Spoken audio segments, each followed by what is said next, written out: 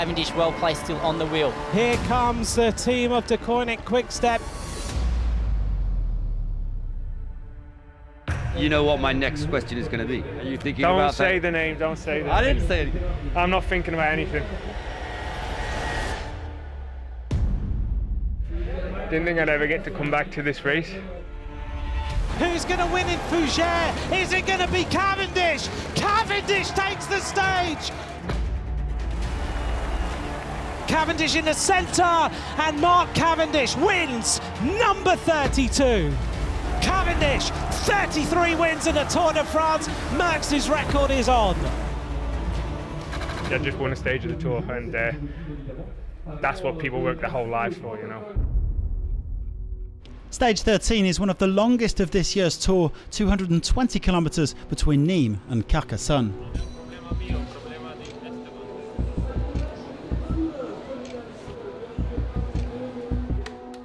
Would the record-chasing Mark Cavendish put DECEUNINK Quick-Step on the front and ride for a bunch sprint, or would it be another one for the breakaway? That was the question. Another hot day in the south of France, but crucially not as windy as yesterday.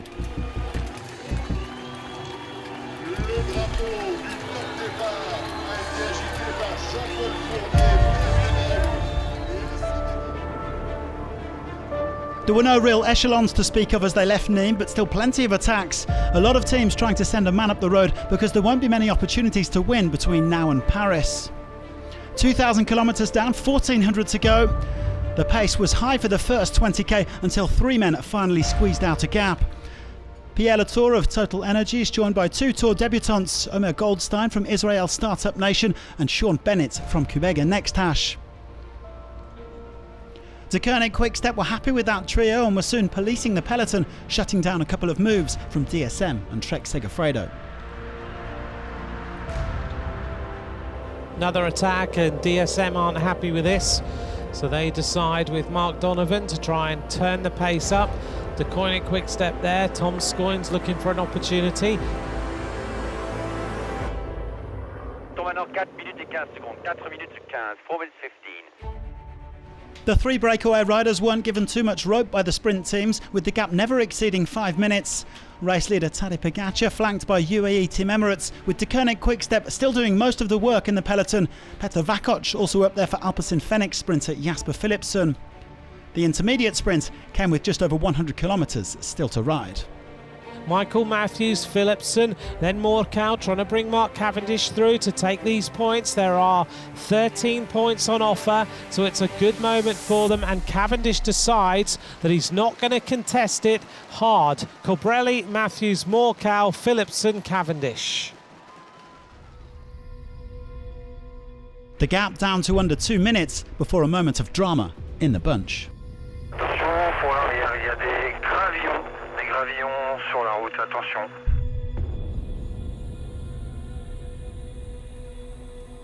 Oh, a huge crash. Oh, that's a terrible crash. The peloton that was going at very high speeds there. A lot of riders have crashed. Some have gone into the ditch. The speed was 75 kilometers an hour at the time. Well, An incredible crash. It's happened quite close to the back of the bunch. A lot of riders there going down the ditch. That's a terrible crash, and it will be very hard to come back from this. What an awful crash. Abandon du 178. Abandon du 178. Simon Yates, bike exchange. Simon Yates, Lucas Hamilton and Roger Kluge all abandoning after that crash as the peloton closed on the breakaway. Bennett had already gone by this point, and it didn't take them long to bring back Goldstein and Latour with just over 50 kilometres to go. Everything nicely set up for the bunch sprint then, although there was one solo effort late in the day. Another attack, it comes from B&B Hotels. This looks like Quentin Pacher just trying to go clear again. Quentin Pacher pulling around a minute clear of the peloton, but he was never out of their crosshairs. Cavendish's team still working hard as they caught up to the Frenchman. Pacher is about to be caught. Are we going to see Eddie Merckx's record matched by Mark Cavendish? DECEUNINK Quick-Step are getting set for the biggest lead out in decades. Here we have Casper Asgreen still holding the pace. He's looking under his arm. Is Ballerini ready there to take over? Ballerini looking. Where's Michael Morkow? Cavendish well placed still on the wheel. The arrival then of Team DSM. They go round the left-hander. DSM make their move. Cavendish is still in the right position.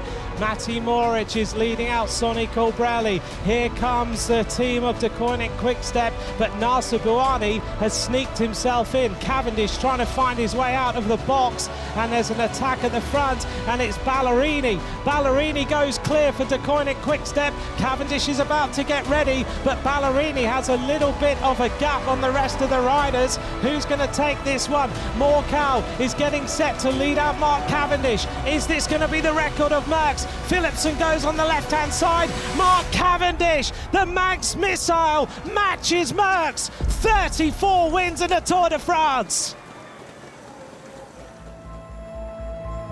He's just said, we just made history.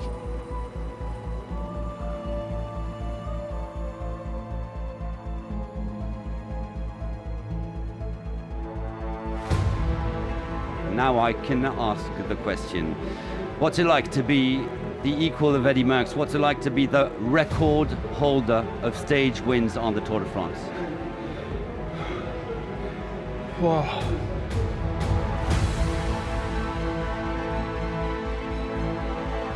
It's still just another win on the Tour de France. It's like my first one. I've won a stage of the Tour de France. That is what I dreamed of as a kid. If any one of my wins can inspire them kids to ride the Tour de France or the Tour de France Femmes next year, when they grow up, then that's what means the most to me, I think.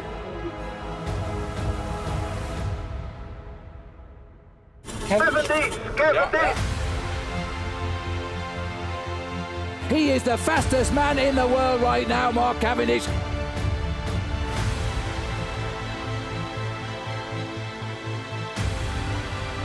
Nobody can match the speed of this amazing kid. Streets ahead of the Tour de France when it comes to a sprint finish.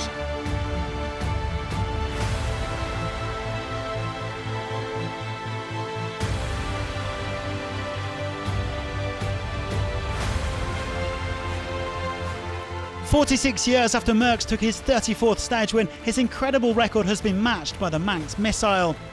POGAČAR stayed out of trouble today and still boasts a commanding lead as we head towards the Pyrenees, where Nairo Quintana will look to defend his polka dot jersey.